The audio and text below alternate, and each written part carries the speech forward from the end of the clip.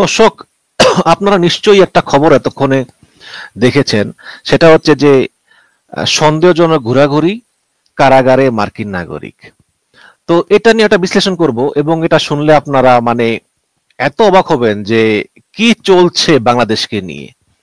আমি একটু খুব সংক্ষেপে খবরটা পড়ি, তারপরে আমি ডিটেলস বিবরণ দেব। অনেক সময় নিয়ে আজকে কথা বলবো, আপনারা আশা করি শুনবেন।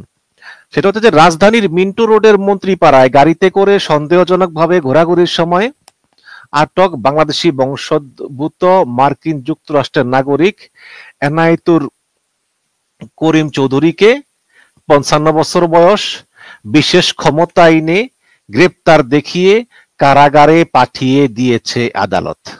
তাকে কারাগারে পাঠিয়ে দেয়। তো যাই হোক, এখন আসামিকে উপস্থিত করে ৭ দিনের রিমান্ডে নিতে আবেদন করেন তদন্তকারী কর্মকর্তা পরিদর্শক মোহাম্মদ আজিজুল হাকিম। পরে ঢাকার মেট্রোপলিটন ম্যাজিস্ট্রেট দিলরুবা আফরোজ তিথি আসামিকে কারাগারে পাঠানোর আদেশ দেন এবং রিমান্ড শুনানির জন্য ১৫ সেপ্টেম্বর ধার্য করেন। আসামির বিরুদ্ধে রমনা থানায় হওয়া সাধারণ ডায়েরি সূত্রে জানা যায় যে শনিবার সকাল 10:30টায় রাজধানীর মিন্টু রোডের মন্ত্রীপাড়া এলাকায় একটি প্রাডো গাড়িতে করে সন্দেহজনকভাবে চলাচল করতেছিলেন আসামি এনায়েত করিম চৌধুরী। নামটা হয়তো অনেকের চেনা চেনা লাগতেছে যারা খোঁজখবর রাখেন, যারা রাখেন না তাদেরকে আমি বলবো একটু পরেই। এই সময় এই এনায়েত করিম চৌধুরীকে তার গাড়ি থামিয়ে জিজ্ঞাসাবাদ করা হলে তিনি কোনো সদুত্তর দিতে পারেননি, ফলে তাকে পুলিশ হেফাজতে নেওয়া হয়। এ সময় তার কাছে পাওয়া 2টি আইফোন জব্দ করা হয় এবং প্রাথমিকভাবে তার ফোন বিশ্লেষণ করে বর্তমান সরকারের বিরুদ্ধে ষড়যন্ত্রমূলক অনেক গুরুত্বপূর্ণ তথ্য পাওয়া যায়। জিজ্ঞাসাবাদ করা হলে তিনি জানান যে তিনি বাংলাদেশ বংশোদ্ভূত মার্কিন নাগরিক এবং গত ৬ সেপ্টেম্বর সকাল ৯টা ৫০ দিকে নিউ ইয়র্ক থেকে কাতার এয়ারওয়েজে করে ঢাকার হযরত শাহজালাল আন্তর্জাতিক বিমানবন্দরে অবতরণ করেন। আরো জানান যে তিনি একটি বিশেষ দেশের আমেরিকার গোয়েন্দা সংস্থা সিআইএ এর চুক্তিভিত্তিক এজেন্ট। বর্তমানে বাংলাদেশের অন্তর্বর্তীকালীন ইউনূস সরকার খুব নাজুক অবস্থায় আছেন এবং সেনাবাহিনীর সঙ্গে তাদের দূরত্ব তৈরি হয়েছে, এবং এই সুযোগ নিয়ে এই এনায়েত করিম বর্তমান সরকারকে পরিবর্তন করে নতুন জাতীয় সরকার বা তত্ত্বাবধায়ক সরকার গঠনের নিমিত্তে কাজ করার জন্য তিনি বাংলাদেশে এসেছেন। এবং তিনি গত ৬ এবং ৭ সেপ্টেম্বর সোনারগাঁ হোটেলে অবস্থান করেন। পরবর্তীতে গুলশানে বর্তমান ঠিকানায় অবস্থান করতে থাকেন। ইতিমধ্যেই তিনি সরকারি উচ্চ এবং নীতি নির্ধারক পর্যায়ের একাধিক কর্মকর্তার সঙ্গে এবং বিভিন্ন রাজনৈতিক দলের প্রভাবশালী নেতা, ব্যবসায়ী মহলের সঙ্গে গোপন বৈঠক করেছেন বলে জানিয়েছেন। এবং তিনি বলেছেন যে আমেরিকা বর্তমান অন্তর্বর্তীকালীন সরকারের কাজকর্মে হতাশ, এই কারণেই আমাকে পাঠিয়েছেন, কারণ আমি সিআইএ এর এজেন্ট। সুতরাং আগামী ২১ অক্টোবর সুপ্রিম কোর্ট যেই তত্ত্বাবধায়ক সরকার বাতিলের রায় রহিত করবেন, এই উপলক্ষে তত্ত্বাবধায়ক সরকার ব্যবস্থা যদি পুনঃপ্রতিষ্ঠিত হয়, তখন সেনাবাহিনী সমর্থিত নতুন জাতীয় সরকার গঠিত হবে এবং নতুন এই সরকারে কারা অংশগ্রহণ করবেন, সরকার প্রধান কে হবেন, এটা আমার মাধ্যমে এনায়েত করিম বলতেছেন তার মাধ্যমে আমেরিকা নির্ধারণ করে দেবে বলে জানান। এবং তিনি বাংলাদেশের বর্তমান প্রেক্ষাপটের আলোকে সরকারি বেসরকারি ও ঊর্ধ্বতন কর্তৃপক্ষের বর্তমান অবস্থান এবং বিভিন্ন রাজনৈতিক দল নেতাদের তথ্য সংগ্রহ করে সেই সিআইএ এর কাছে আমেরিকার সিআইএ এর কাছে হস্তান্তর করতেন বলে জানান। মামলায় বলা হয় আসামি এনায়েত করিম চৌধুরী বর্তমানে বাংলাদেশের বৈধ অন্তর্বর্তীকালীন সরকারকে উৎখাত করার জন্য অন্য দেশের গোয়েন্দা সংস্থার এজেন্ট হিসাবে বাংলাদেশে এসে জননিরাপত্তা এবং সার্বভৌমত্ব বিনষ্ট করার প্রচেষ্টা লিপ্ত আছেন, যা ধর্তব্য অপরাধ। ভালো কথা। এখন প্রশ্ন হচ্ছে যে আসলেই কি এনায়েত করিম ওরফে মাসুদ, তার কিন্তু আটার নাম মাসুদ করিম, তিনি কি আসলেই আমেরিকার সিআইএ এর এজেন্ট? আর আমেরিকা কি আসলেই ডক্টর ইউনূসকে পছন্দ করে না? দেখুন দর্শক, আমেরিকান গোয়েন্দা সংস্থার নাম ভাঙিয়ে দীর্ঘদিন ধরেই এই এনায়েত করিম ওরফে মাসুদ করিম প্রতারণা করে আসছিল। বাংলাদেশে যখনই হাসিনা বিরোধী আন্দোলন তীব্র হয়ে উঠত, তখনই এই প্রতারক মাসুদ করিম বা এনায়েত করিম, এর নাম দুইটা, বিএনপি জামাতের কিছু শীর্ষ নেতাদেরকে বিজনেস ক্লাসের টিকিট দিয়ে নিয়ে যেতেন থাইল্যান্ড বা সিঙ্গাপুরে, এবং নিজেকে আমেরিকান গোয়েন্দা সংস্থার কর্মকর্তা দাবি করে তাদেরকে ভুল পথে পরিচালনা করে আন্দোলন ঠান্ডা করতেন। এবং হাসিনার পতন হবে হবে হচ্ছে হচ্ছে করে কয়েক বছর ধরে এই বাংলাদেশেরই গোয়েন্দা সংস্থা ডিজিএফআই এর হয়ে কাজ করত এই প্রতারক মাসুদ করিম। মূলত সে ছিল ডিজিএফআই এর একজন সোর্স এবং ডিজিএফআই এর তৎকালীন প্রধান খালেদ মামুনের নিয়োগকৃত এই সোর্স, এবং তার ফাঁদে পড়েছেন বিএনপির মেজর হাফিজ উদ্দিন, সাংবাদিক শওকত মাহমুদ, সাবেক শিক্ষা প্রতিমন্ত্রী, বিএনপি নেতা এহসানুল হক মিলন, এলডিপি নেতা কর্নেল অলি আহমেদ, তারপরে রেজা কিবরিয়া, সাবেক গণ অধিকার পরিষদ নেতা, তারপরে আমাদের গফুর চাচা খ্যাত ফরাদ মাজাহার, মুক্তিযোদ্ধা দলের সভাপতি উলফাত সহ এমনকি হেফাজত নেতারাও কিন্তু এই প্রতারকের খপ্পরে পড়েছেন। যাই হোক, এখন তাকে গ্রেপ্তার করেছে ডিবি পুলিশ। এদিকে শোনা যায় যে সরকারের কিছু প্রভাবশালী ব্যক্তিবর্গ বা সেনাবাহিনীর কিছু প্রভাবশালী লোক তাকে ছাড়িয়ে নেওয়ার চেষ্টা করতেছেন। আমি ধিক্কার জানাই, কারণ এই প্রতারককে গ্রেপ্তার করে তাকে উপযুক্ত শাস্তি দিতেই হবে। তাহলে আবারও ফিরে আসি যে কে হচ্ছে এই এনায়েত করিম মাসুদ করিম। দর্শক, পৃথিবীর সকল গোয়েন্দা কাহিনী ফেল মারবে আপনারা যদি এই এনায়েত করিমের জীবন কাহিনী শুনেন। সাংবাদিক মনির হায়দার এখন প্রধান উপদেষ্টার বিশেষ সহকারী, তিনি তো ভিডিও করেন না, তিনি ভিডিও করলে আমার চেয়ে ভালো বলতে পারতেন। মূলত এই এনায়েত করিম মাসুদ করিমের অনেক কাহিনী কিন্তু তার কাছ থেকেই শোনা। এই এনায়েত করিম মাসুদ করিম এই হচ্ছে কিন্তু ভারতের র কর্তৃক পরিচালিত, ভারতের র এবং বাংলাদেশের ডিজিএফআই এই দুইটার সমন্বয়ে এই মাসুদ করিম চলতো। এবং মাসুদ করিম এবং তানভীর ইসলাম জয়, আমি এনায়েত করিমের জায়গায় মাসুদ করিম বলবো কারণ এই দুজন কিন্তু একই, কারণ এই এজেন্টদের নানা নাম থাকে। তো এই এনায়েত করিম আর তানভীর ইসলাম জয় এই দুইজনকে নিয়োগ দেয় ভারতীয় গোয়েন্দা সংস্থা র, এবং এরা ভারতীয় গোয়েন্দা সংস্থা র এবং বাংলাদেশ প্রতিরক্ষা গোয়েন্দা পরিদপ্তর ডিজিএফআই এই দুইটার ভাড়ায় খাটা চাকর। আর এদের বাংলাদেশের পরিচালক ছিল খালেদ মামুন, আর ভারতের পরিচালক ছিল কেডি মানে কুমার দত্ত। কুমার দত্ত ভারতীয় গোয়েন্দা সংস্থার একজন বড় অফিসার।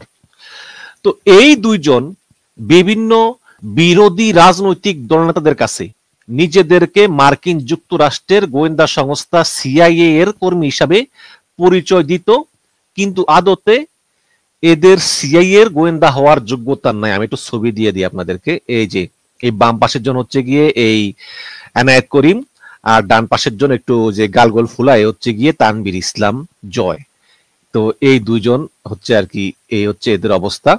তো এখন এরা মূলত র এবং ডিজিএফআই এর মানে পরিকল্পনায় মানে আওয়ামী লীগ বিরোধী নেতা নেত্রীদের কাছে এই বলে গল্প দেয় যে তারা নাকি মার্কিন সেন্ট্রাল ইন্টেলিজেন্স এজেন্সি যেটা সিআইএ এ কাজ করে, এবং তাদেরকে সিআইএ কাজ দিয়েছে হাসিনাকে হটানোর, যা পুরোপুরি বানোয়াট।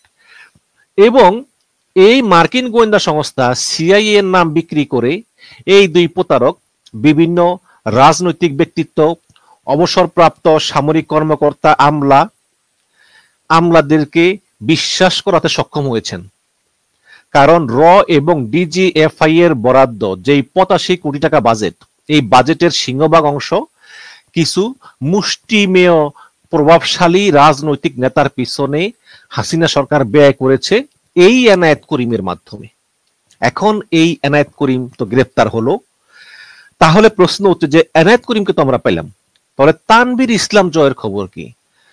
তানভীর ইসলাম জয় হাসিনা পালিয়ে যাওয়ার কয়েক মাস আগে 2024 সালের 12 এপ্রিল মালয়েশিয়ার কুয়ালালামপুরে একটি তালাবদ্ধ অ্যাপার্টমেন্ট থেকে তার লাশ উদ্ধার করে মালয়েশিয়ার পডু থানা পুলিশ।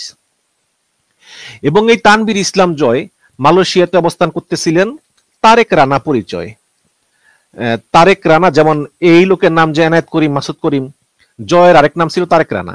এবং এই তারেক রানা ভারতীয় পাসপোর্ট নিয়ে, ভারতীয় গোয়েন্দা সংস্থারও তাকে ভারতীয় পাসপোর্ট বানিয়ে দিয়ে মালয়েশিয়া পাঠিয়ে দিয়েছিলেন। এবং ধারণা করা হয় যে তানভীর ইসলাম জয় শেষ পর্যন্ত কিডনি রোগে আক্রান্ত হয়ে একদম অসাড় হয়ে গিয়েছিলেন, তার আর আসলে কাজকর্ম করার ক্ষমতা ছিল না। সুতরাং ধারণা করা হয় যে তার প্রয়োজন ফুরিয়ে যাওয়ায় তাকে মালয়েশিয়ার কুয়ালালামপুর অ্যাপার্টমেন্টে তাকে দুনিয়া থেকে সরিয়ে দেওয়া হয়।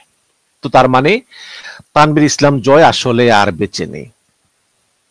আপনাদের মনে আছে কিনা জানি না, 2023 সালের সেপ্টেম্বরে আমেরিকার ভিসা নীতি যে ঘোষণা হয়েছিল যে যারা গণতন্ত্রের বিরুদ্ধে থাকবেন তাদেরকে আমেরিকা ভিসা নিষেধাজ্ঞা দেওয়া হবে, আপনাদের খেয়াল আছে কিনা জানি না।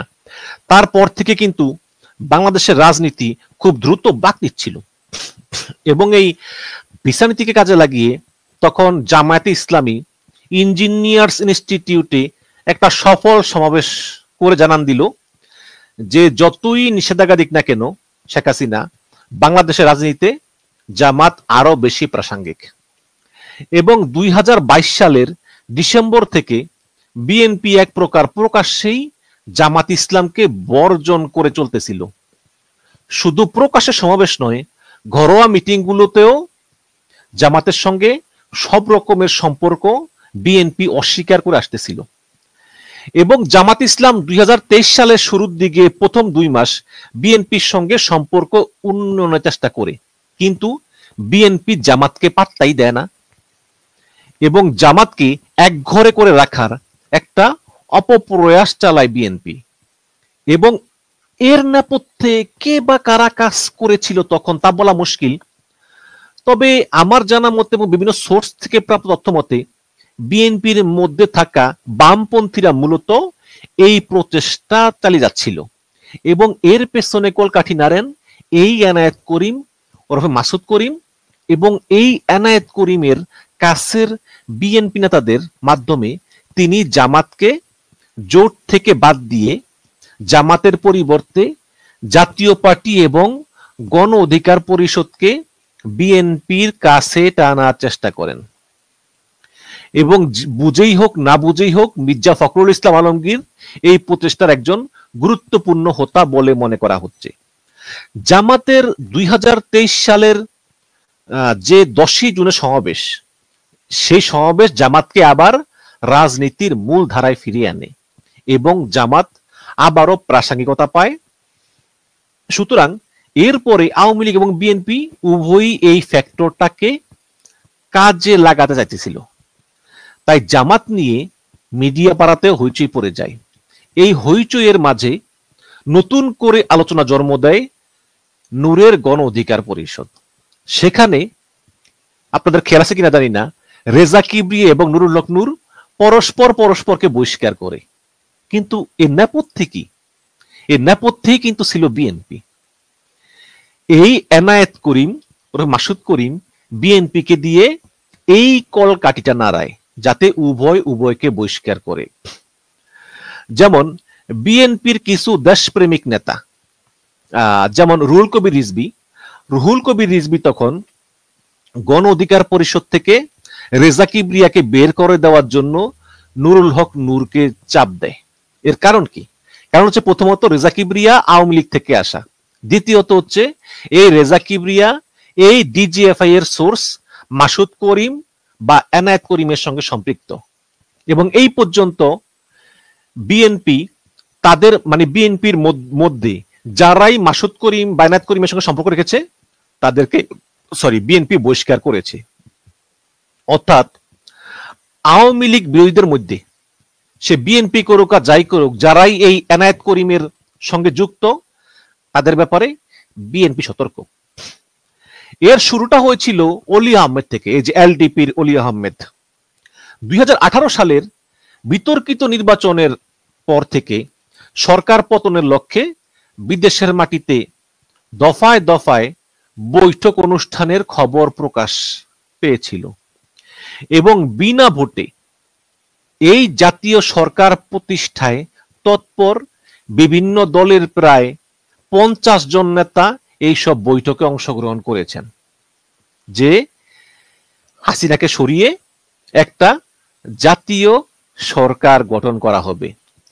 এবং এই সব বৈঠকে অংশগ্রহণকারীদের নাম পত্র পত্রিকায় প্রকাশ পেলেও হাসিনা সরকার তাদের বিরুদ্ধে কোনো ব্যবস্থা নেয়নি। তার কারণ এইসব ঘটনার কারিগর কিন্তু ভারতের এবং তার নিয়োগকৃত ডিজিএফআই প্রধান খালেদ মামুন। আপনাদের একটা ছবি দেখে খালেদ মামুনের, এই হচ্ছে খালেদ মামুন, এখন তিনি ভারতে পালিয়ে আছেন। এই হচ্ছে খালেদ মামুনের অবস্থা।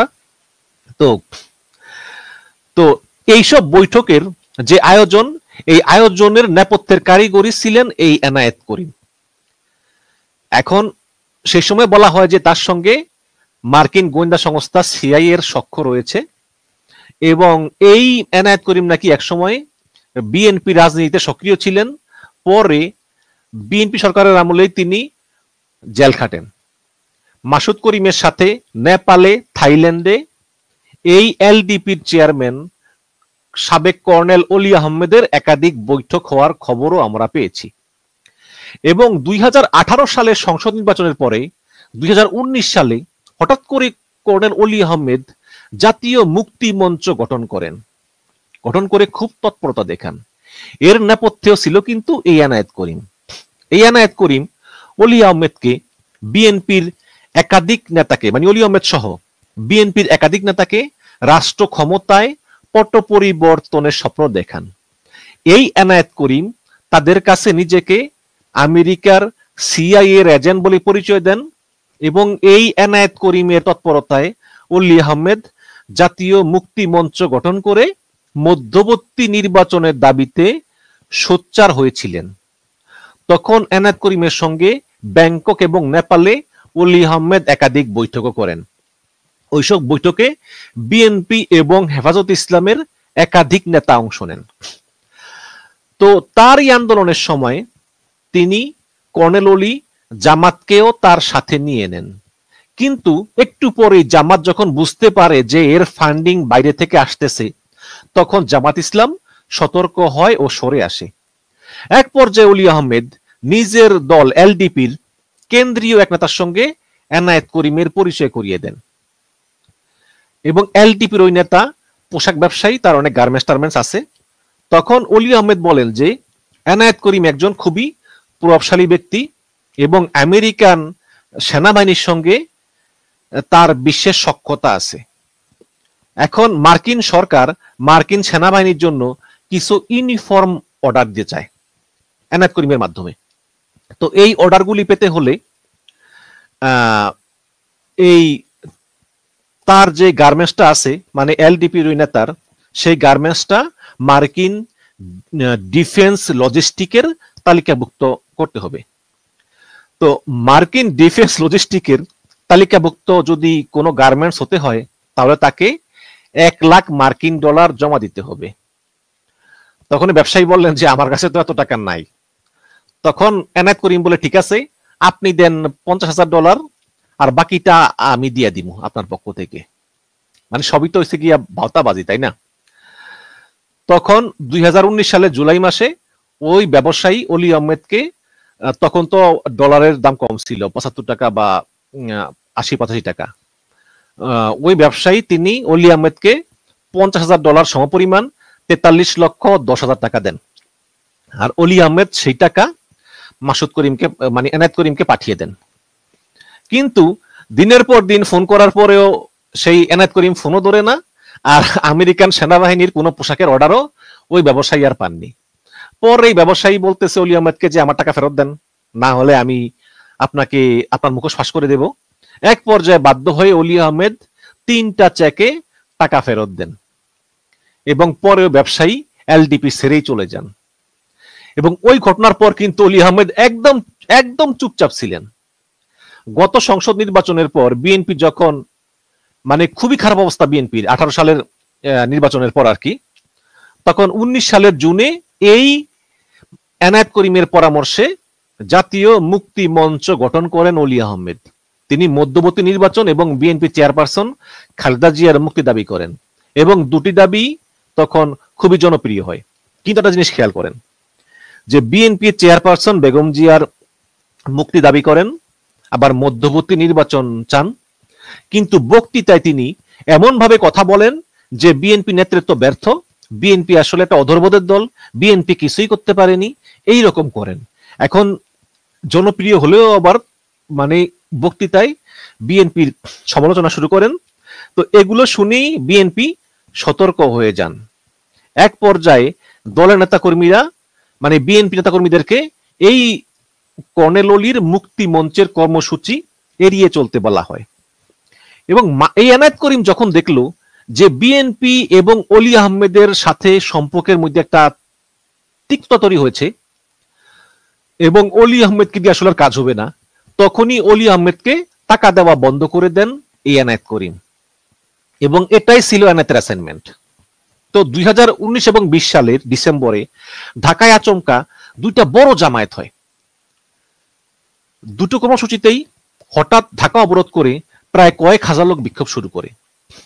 প্রথমটা হয় 2019 সালের 5 ডিসেম্বর, হাইকোর্টের সামনের বিক্ষোভে খালেদা জিয়ার মুক্তি দাবি জানানো হয়, এবং 2020 সালের ডিসেম্বরে প্রেস ক্লাবের সামনে বিক্ষোভের সুর ছিল সরকারের পতন। একাধিক সূত্র জানায় যে দুটি বিক্ষোভেই সংগঠকরা কর্মীদের ধারণা দিয়েছিলেন যে তোমরা বিক্ষোভ শুরু করো, তোমরা বিক্ষোভ শুরু করলেই বিভিন্ন দিক থেকে লাখো লাখো মানুষ যুক্ত হবে এবং সেখান থেকেই রাজনৈতিক পট পরিবর্তন সূচনা হবে এবং হাসিনা পালিয়ে যাবে। কিন্তু আসলে বাস্তবে এরকম কিছুই হয়নি। তো এই দুই কর্মসূচির পেছনে বিএনপির ভাইস চেয়ারম্যান মেজর হাফিজ সহ বিএনপির একাধিক নেতা, এহসানুল হক মিলন সহ একাধিক নেতার যুক্ত থাকা তথ্য পাওয়া যায়। এতে আর্থিক সহায়তা দেন বিএনপির এক ধনাঢ্য নেতা, যিনি 2019 সালের শেষ দিকে বিএনপি থেকে ইস্তফা দেন।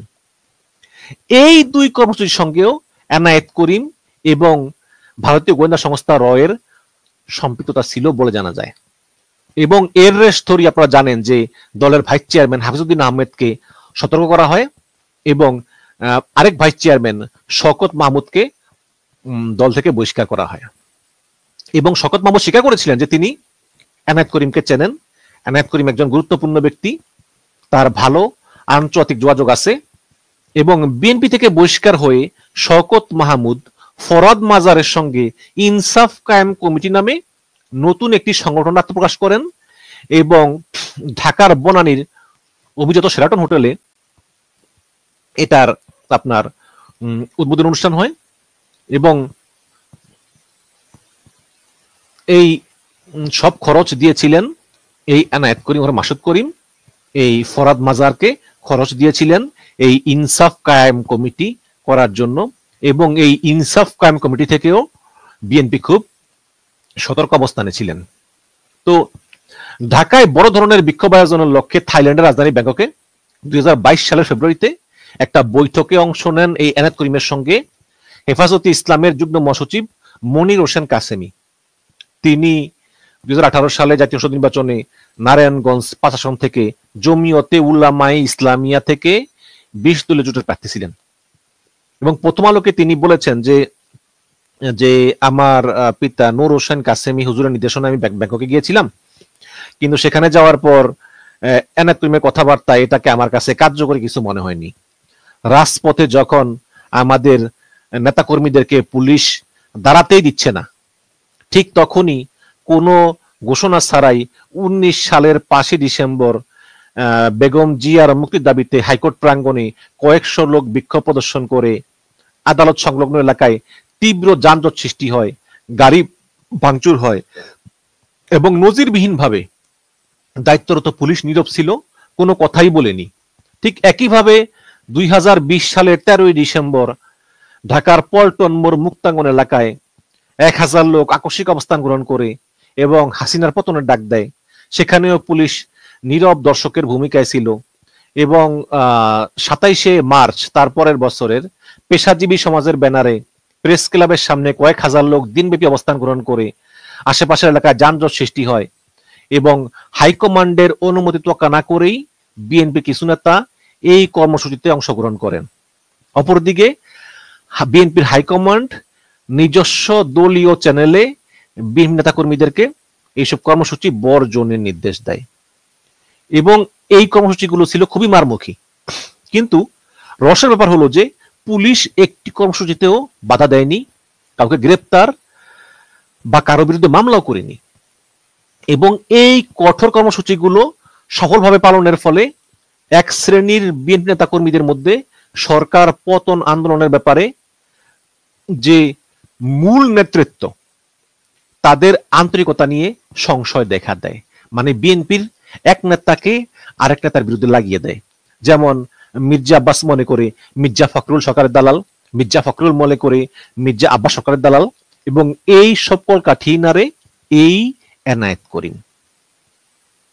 এই তো তারা কৌশলে সরকারের পক্ষ হয়ে সরকার হটানোর নামে মূলত বিএনপির বিরুদ্ধে ষড়যন্ত্র করেছিল এবং এই এনায়েত করিমের উদ্দেশ্যই ছিল যে বিএনপি সব বিরোধী দলগুলোকে বিচ্ছিন্ন এবং বিক্ষিপ্ত করে মূলত হাসিনার হাতকে শক্তিশালী করা। এই জন্য অলি আহমেদ, বিএনপির কয়েক ডজন নেতা, হেফাজতে ইসলাম, তারপরে এহসানুল হক মিলন, সর্বশেষ রেজা কিবরিয়াকে হাত করেছিল এনায়েত করিম এবং এই এনায়েত করিম বাংলাদেশিদেরকে নিয়ে ব্যাংককে, কাঠমান্ডুতে বেশ কয়েকটি সম্মেলনের আয়োজন করেছিল। এই তো তিনি এই মার্কিন গোয়েন্দা সংস্থার পরিচয়ে বিভিন্ন বিরোধী দলের নেতাকে বিভ্রান্ত করলেও তিনি আসলে এই বাংলাদেশ সরকারি গোয়েন্দা সংস্থা ডিজিএফআই এর paid agent major general Khaled Mamun. তিনি শেখ হাসিনা সরকারের ডিজিএফআই এর মহাপরিচালক থাকার সময় কিন্তু মাসুদ করিমকে তিনি রিক্রুট করেন। এরপর থেকে মাসুদ করিম সিআইএ পরিচয় দিয়ে বিএনপির উপরে কাজ শুরু করেন এবং বিভিন্ন নেতাদের সঙ্গে যোগাযোগ করে তাদের উপর প্রভাব বিস্তার করে তাদেরকে বিশ্বাস করাতে সক্ষম হন যে সিআইএ কে ব্যবহার করে তিনি বাংলাদেশে দখলদার হাসিনা সরকারের পতন ঘটাতে সক্ষম হবেন এবং হাসিনা সরকারকে নামানোর কথা বলে মাসুদ প্রায় বাংলাদেশে কিছু রাজনীতিবিদদের নিয়ে দেশে বিদেশে মিটিং করেন এবং অনেককে টাকা পয়সা বিমানের টিকিটও কেটে দেন। এই বিষয়টি কিন্তু বিএনপির হাইকমান্ড উপলব্ধি করতে পারে এবং এই ব্যাপারে সবাইকে সতর্ক করেন এবং দলের যেসব নেতা কর্মীরা এই এনায়েত করিমের সঙ্গে সম্পর্ক রেখেছিল তাদেরকে দল থেকে বহিষ্কার করে বিএনপি এবং রেজা কিবরিয়ার ব্যাপারেও একই কাজ করে বিএনপি। নুরুল হক নূরদের বিএনপি বোঝাতে সক্ষম হয় যে এই এনায়েত করিম একজন সরকারি গোয়েন্দা এবং বিরোধী দলকে মিসগাইড করাই তার কাজ। এই কারণে রেজা কিবরিয়াকে সতর্ক করতে বলে নূরদের এবং নূর রেজা কিবরিয়াকে বলেন যে আপনি ব্যাখ্যা করুন কেন আপনি এনায়েত করিমের সঙ্গে মিটিং করেছিলেন। এই প্রশ্নে রেজা কিবরিয়া বিষয়টি এড়িয়ে যান। রেজা কিবরিয়া পাল্টা বলেন নূরকে যে তুমিও তো মোসাদের মেহেদী সাবিদের সঙ্গে বৈঠক করেছিলে। এর পরিপ্রেক্ষিতে রেজা কিবরিয়াকে দল থেকে সরিয়ে দেয় গণ অধিকার পরিষদ। তো বর্তমানে যেহেতু আপনার আরেকটা কথা বলি, সেটা হচ্ছে যে আপনাদের খেয়াল আছে 2023 সালের 28 অক্টোবর বিএনপি ঢাকা শহরে প্রায় 15 লক্ষ লোকের জমায়েত করে। তখন পুলিশ সেই বিশাল মহাসমাবেশকে ছত্রভঙ্গ করে দেয়। ছত্রভঙ্গ করে দেওয়ার পরে তখন বিএনপি অফিসের ভিতরে এই যে সাবেক সেনা কর্মকর্তা চৌধুরী হাসান সরওয়ার্দী তিনি এক ব্যক্তিকে নিয়ে বিএনপির অফিসে বসেন। সেই ব্যক্তি তার নাম হচ্ছে মিয়ান আরেফিন। তিনি নিজেকে বাইডেনের উপদেষ্টা পদে পরিচয় দেয়। পরিচয় তিনি বলেন যে আজকে আওয়ামী লীগ যা করলো আমি এটা বাইডেনকে গিয়ে বলবো, বাইডেনকে গিয়ে আমি নালিশ দেব এবং বাইডেন তখন হাসিনার বিরুদ্ধে কঠিন পদক্ষেপ নিবে। আমি ছবিটা দেখাই। এই যে আপনারা দেখেন ছবিটা, এই যে দেখেন যে বাইডেনের কথিত উপদেষ্টা মিয়ান আরিফিন বসে রয়েছেন। তার ডাইন পাশে আছেন ইশরাক আর তার ডাইন পাশে আছেন চৌধুরী হাসান সরওয়ার্দী। ভালো করে দেখুন ছবিটা, এটা বিএনপির অফিসের ভিতরে। তো এই চৌধুরী হাসান সরওয়ার্দী তিনিও কিন্তু এই এনায়েত করিমের দ্বারা মিসগাইডেড হয়ে এই এনায়েত করিমের পরামর্শে মিয়ান আরিফিন নামে এক ব্যক্তিকে বাইডেনের উপদেষ্টা সাজিয়ে তিনি নিয়ে এসেছেন বিএনপির অফিসে। আসলে তিনি বাইডেনের উপদেষ্টা না। এবং এই হাসান সারওয়ার্দী কিন্তু কখনোই কিন্তু বিএনপি বিশ্বাস করে নাই, কারণ তিনি এক সময় ছিলেন এসএসএফ এর প্রধান, এবং শেখ হাসিনা এসএসএফ এর প্রধান কাকে বানান, যার যিনি খুবই বিশ্বস্ত। যদিও তাকে গ্রেপ্তার করা হয়েছে এবং হাসিনা পালিয়ে যারা পর্যন্ত এই হাসান সারওয়ার্দী কারাগারেই ছিলেন, এবং এই বাইডেনের উপদেষ্টা মিয়ান আরেফিন তিনিও কারাগারেই ছিলেন। কিন্তু এই মিয়ান আরেফিনকে কিন্তু পরিচয় করিয়ে দেন সারওয়ার্দীর সঙ্গে এই এনায়েত করিম। তাহলে বুঝেন যে এনায়েত করিম আসলে কত ক্ষতি করতে চেয়েছিল।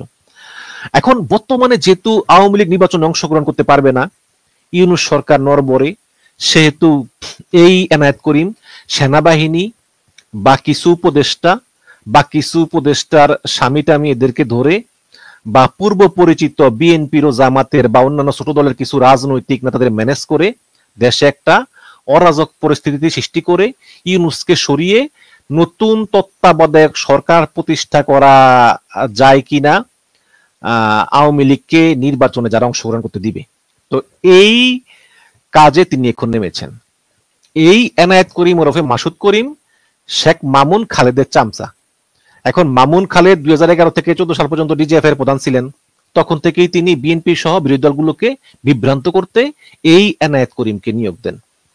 এখন বর্তমানে এই মামুন খালেদ ভারতে পালিয়ে থেকে ভারতীয় গোয়েন্দা সংস্থা রয়ের পরামর্শে এবং এসালমের টাকায় এই এনায়েত করিম ওরফে মাসুদ করিমকে নিয়োগ দিয়েছেন ইউনূসকে উৎখাত করে নতুন একটি সরকার প্রতিষ্ঠা করা, যাতে সেখানে আওয়ামী লীগকে পুনর্বাসিত করা যায়। আর আওয়ামী লীগও এখন দেখবেন এই মাসুদ করিমদের পরামর্শে প্রায় প্রতিদিনই ঝটিকা মিছিল বের করতেছে। এবং আমি এখন আহ্বান জানাই সরকারকে, যে গ্রেপ্তার করেছেন ভালো কথা, এখন ওরে রিমান্ডে নিয়ে জিজ্ঞাসাবাদ করে পুলিশের ভিতর কে জড়িত, সেনাবাহিনীর ভিতর কে জড়িত, বিএনপি জামাতের ভিতর কারা কারা ওর সঙ্গে সম্পর্ক, এবং উপদেষ্টা এবং উপদেষ্টার আত্মীয় স্বজনের কাদের সঙ্গে সম্পর্ক, এগুলো বের করে ওদেরকেও গ্রেপ্তার করুন। ওদেরকেও যদি গ্রেপ্তার করেন তাহলেই একদম সব ঠিক হয়ে যাবে, সব ঠিক হয়ে যাবে। তাহলেই আপনার এই এই এই এনায়েত করিম, এই যে বাম পাশের এনায়েত করিম ওরফে মাসুদ করিম, এদের চক্রান্ত চিরতরে দূর হয়ে যাবে। দর্শক ভালো থাকবেন। এতক্ষণ ধরে ধৈর্য ধরে ভিডিও দেখেছেন, আধা ঘন্টার উপরে, একটু আপনাদের ধন্যবাদ জানাই। আসলে অনেক ইনফরমেশন, তো একটু সময় লেগে গেল। আল্লাহ হাফিজ।